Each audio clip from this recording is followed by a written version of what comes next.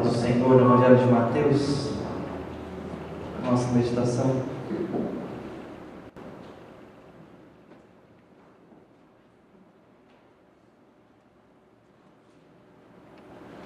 Mateus capítulo 5, versículos 13 até o versículo de número 16.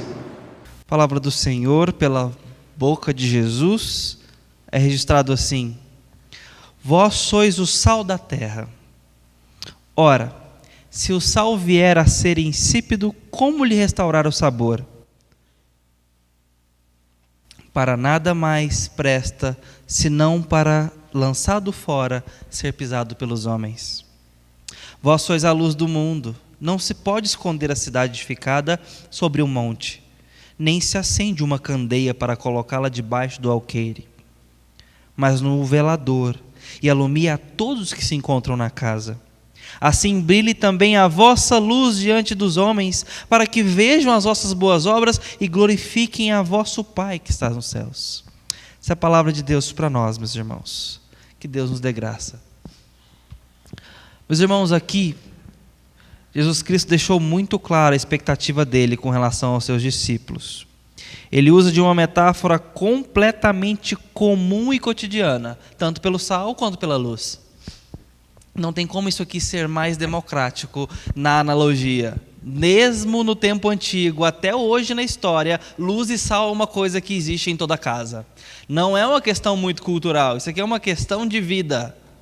A alimentação humana e a sociabilidade humana, a socialização humana depende de luz, como a alimentação depende de sal. Jesus foi completamente abrangente nessa ilustração que ele usa aqui. Ele é completamente abrangente na analogia que ele faz. Ele quer que isso fique tão claro que ele usa algo que realmente não tem como ser confundido. Mas para que a gente entenda isso, a gente precisa entender que, em primeiro lugar, eu vou dar mais destaque ao sal aqui, porque é o que precisa de mais explicações. Luz não tem muito o que ver, apesar de ter mudado as formas de iluminação, os mecanismos e tecnologias, é luz, e alumia, e ilumina. Então não tem muito o que ver aqui nessa questão. Então o nosso ponto maior, proporcionalmente, vai estar sendo discutido um pouquinho sobre o sal, um pouco a mais sobre o sal. Nós temos que entender que o sal que Jesus está se referindo aqui não é o nosso sal de cozinha. É semelhante, mas não é o nosso sal de cozinha. Esse que a gente tem lá no vidrinho nosso, na saleira e tudo mais. Porque esse, ele não perde a salinidade. Então fica difícil entender o restante do versículo quando Jesus fala que ele perde o seu sabor se ele se tornar insosso. Esse sal nosso não perde, então não é desse sal que Jesus está falando. Ele está falando de um sal que era retirado dos charcos, o sal dos charcos. Esse sal ele precisava ser purificado para se tornar um sal comestível e um sal realmente útil para aquela finalidade.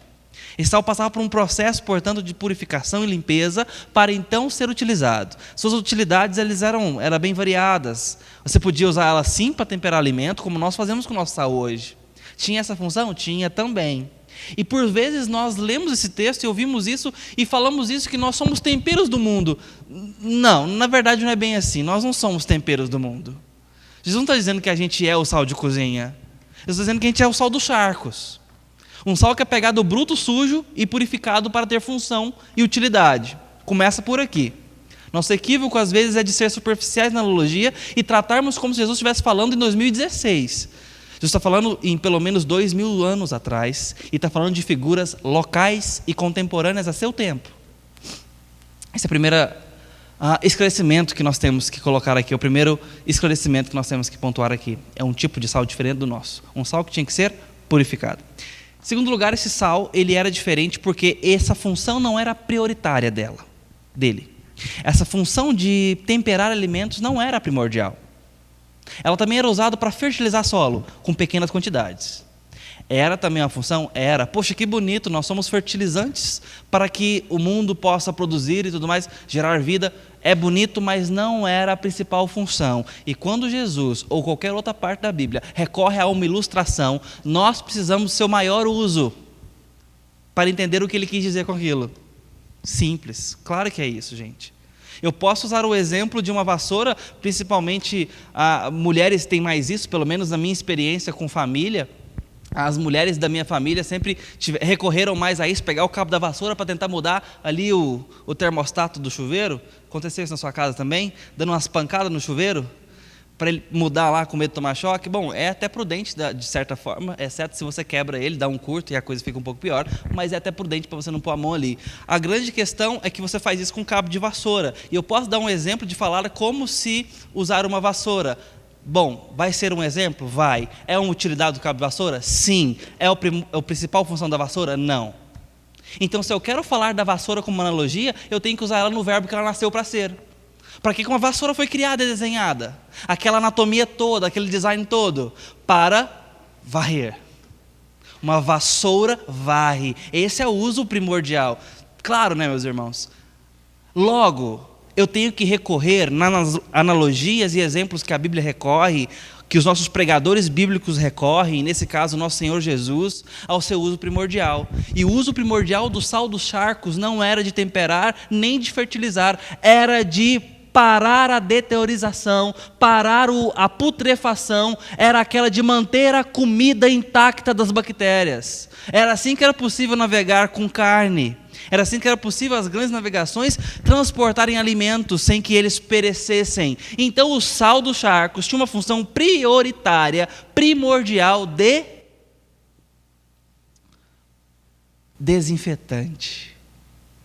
Era isso, de preservação da qualidade, de preservação da integridade, de lançar fora o que apodrece, o que mata, a morte da carne. Essa era a função primária, ou mais recorrente, mais comum dos sals. Certamente, quando Jesus usa esse exemplo, ele está contando que esse pensamento, ou essa analogia, aconteça na cabeça de quem o escuta. Tá? Então aqui tem que ser o nosso alvo, tem que ser o nosso foco, ao pensar em Jesus chamando seus primeiros discípulos. Eram apenas alguns poucos, mas ele já deixou muito claro o que ele esperava deles. Vocês são sal, sal assim, esse tipo de sal. Não é para temperar, nem para fertilizar, isso aí talvez pode acontecer. Mas é para desinfetar, matar a morte onde se está, como também a luz dissipa as trevas onde se está. Essa era a grande finalidade e uso do sal aqui. Nós podemos pensar que o que Jesus está querendo dizer aqui, meus irmãos, é que sua expectativa tem muito a ver, o reino e a nossa identidade, tem muito a ver. O que Ele espera de nós tem a ver com aquilo que Ele nos tornou para sermos. Quando Ele nos chama e nos dá esse nome de sal e luz, Ele está nos dizendo que nós temos certas propriedades que precisam exercer suas finalidades. Eu olho para a minha vida, eu olho para a sua vida, chamo você a essa reflexão e pensei numa vassoura, mas nós podemos pensar num violão. O que Jesus tinha em mente, o impacto dessa comunicação, nós podemos levar para a presença desse violão. Nós vimos agora nossos instrumentistas tocando aqui, nos conduzindo ao louvor através de acordes e notas, sons e melodias, fazendo músicas acontecerem. Mas eu também posso pegar esse violão, colocar no meu colo e fazer de apoio para escrever uma coisa. Posso pegar esse violão para corrigir o meu filho com batidas na cabeça dele. Posso usar para um monte de coisas. Posso jogar tênis com ele, vai ficar um pouco pesado. Eu posso fazer muitas coisas, certo, meus irmãos? Vai ser útil? Vai, porque se eu estou fazendo isso com violão é porque eu realmente precisei fazer. A porta está batendo. Vou pegar aqui esse violão do irmão Josimar e vou escorar ali aquela porta da igreja que está batendo. Posso fazer isso? Posso. Mas, vai ser útil? Vai. Mas eu vou estar extraindo a verdadeira identidade dessa obra de arte, que foi projetada com propósito, finalidade.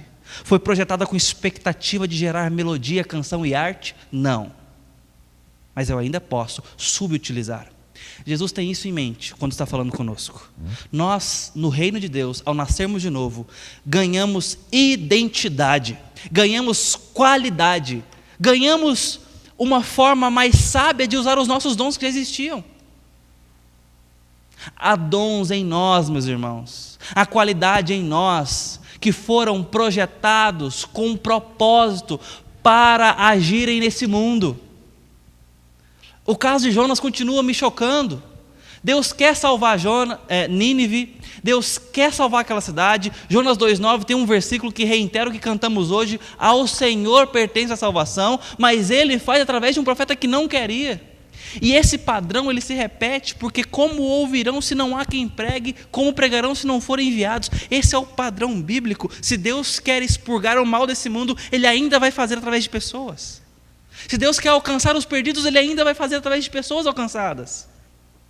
Por isso, Ele está falando para aquele grupo tímido e ainda tão pequeno em número dos seus discípulos, dizendo: vocês são sal e luz desse mundo, o mundo para o qual eu vim morrer, o mundo para o qual eu vim ser crucificado, pendurado em vergonha, e ressuscitarei nesse mundo, para que vocês sejam sal e luz. Eu os empodero para isso, permita-me a palavra, eu os dou autoridade para isso. Vocês são luz e sal.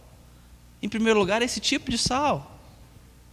Se nós tivermos coragem de entender a vida como ela realmente é pelo óculos do Evangelho, pelas lentes da palavra de Deus, nós vamos ver qual é a identidade das coisas.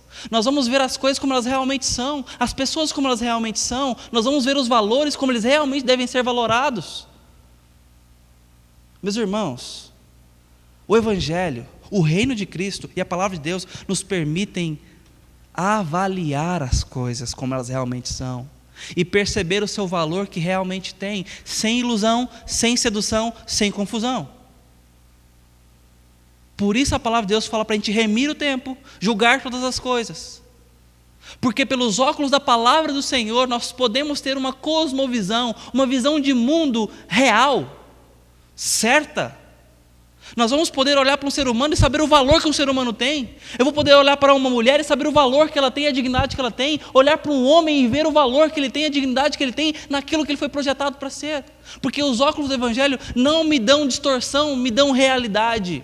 Vou permitir olhar para o mal e ver que é mal mesmo, porque agora não tem mais engano, não tem sedução, não tem mais ilusão de ótica, porque o Evangelho abriu os meus olhos, me deu capacidade para enxergar. É isso que o Evangelho faz em nós, nos dá discernimento da vida. Assim também, Deus está nos chamando para que a gente se enxergue, porque no reino somos sal e luz. Isso que somos. Qualquer outra identidade que atropele essa, ou que fique aquém dessa, é falsa.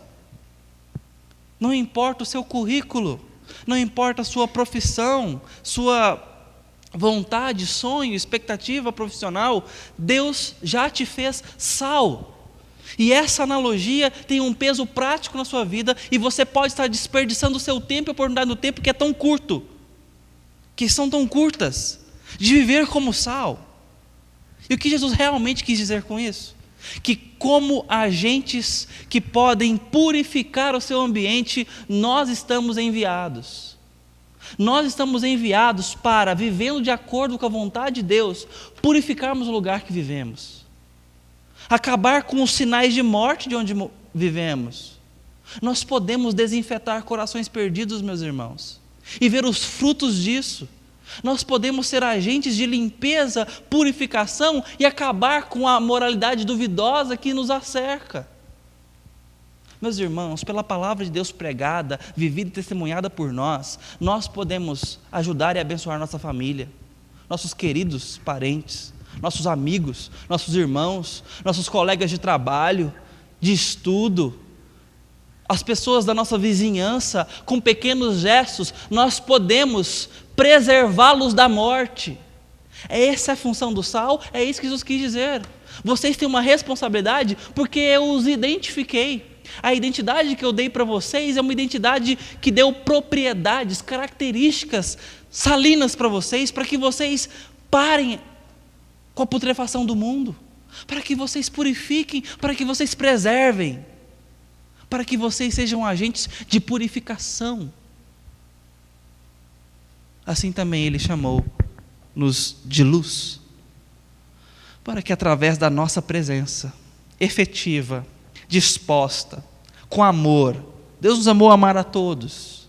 Amor é algo prático, é algo de decisão, de proatividade, de disposição. Amando a nossa luz, pode brilhar. E essa luz glorificará a Deus, Pessoas que não creem podem olhar para um testemunho bem dado, com atitudes e escolhas cristãs, tementes a Deus, e pensar: Deus existe.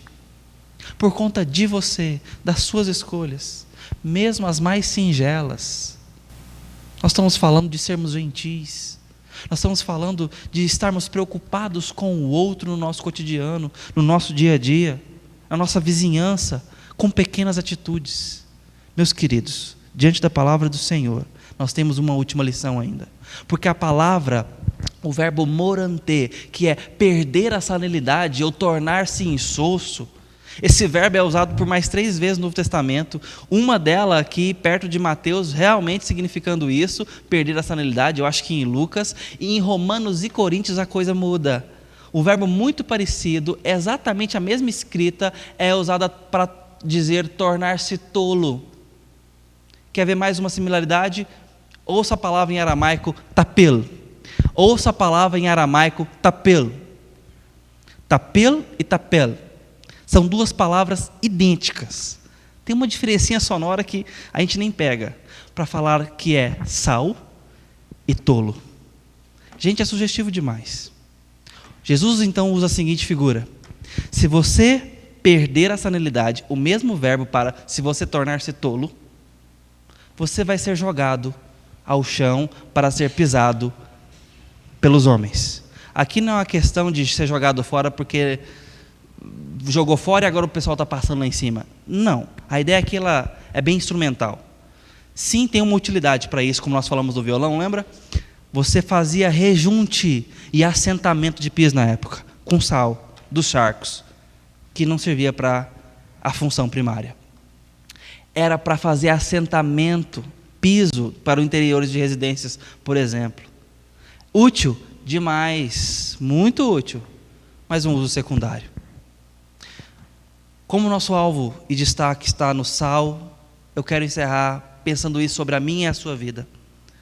Nós podemos ter utilidades assim também, secundárias. Vai servir, vai ser legal, mas que desperdício. Eu posso fazer desse violão uma mesinha, mas que desperdício de arte e de finalidade. Para o que você foi criado? Qual o currículo que Deus tem te dado, seus dons? Você pode abrir mão disso e ser subutilizado. Vai ser útil, mas que desperdício. Você é sal e foi feito para glorificar o nome de Deus diante das pessoas. Você pode se dar bem na vida, nos negócios, nos relacionamentos. Ok, mas que desperdício. Porque você foi criado para glorificar a Deus. Com isso tudo, mas com propósito. Quero chamar você finalmente a essa reflexão, para que brilhe a vossa luz diante dos homens e glorifiquem a Deus no céu. Deus te deu identidade, minha irmã. Deus te deu identidade, meu irmão. Te chamou de sal e luz. Ele que pode te fazer sal e luz, te fez. Assim, eu peço a você que ore nesse momento, pedindo a Deus que, em nome de Jesus, possa se fazer responsável. Conscientemente, decididamente responsável. Eu quero ser sal onde eu estou. Eu quero ajudar as pessoas a deixarem de morrer. Eu quero que a minha luz brilhe. Quando foi que ela deixou de brilhar? Volte. Quando foi que eu deixei de parar a morte? Volte. Volte. Volte ao Senhor. Volte ao primeiro amor. Consagre-se mais uma vez. Em nome de Jesus. Feche seus olhos comigo, vamos orar. Bondoso Deus, eu te peço na graça de Jesus que o Senhor tenha misericórdia sobre nós. Que o Senhor cuide de nós. Que o Senhor renove o nosso amor por Ti e pelas pessoas que nos cercam. Em nome de Jesus Cristo. Dá a nós amor pelas almas que se perdem. Dá a nós, Deus, gentileza para sorrirmos, amarmos, gostarmos de gente, socorrermos o necessitado. Pai, ajuda-nos a Te glorificar, sendo luz, numa vizinhança escura e tenebrosa, Pai, moralmente falando, espiritualmente falando. Ó Deus, tem misericórdia de nós, ajuda-nos a escolhermos Te glorificar no nosso cotidiano, renova-nos o nosso amor por Ti, e obrigado pela identidade que temos no Senhor, Deus. Seja louvado por nós, quando Te glorificarmos, desperta-nos para isso, em nome de Jesus Cristo, amém.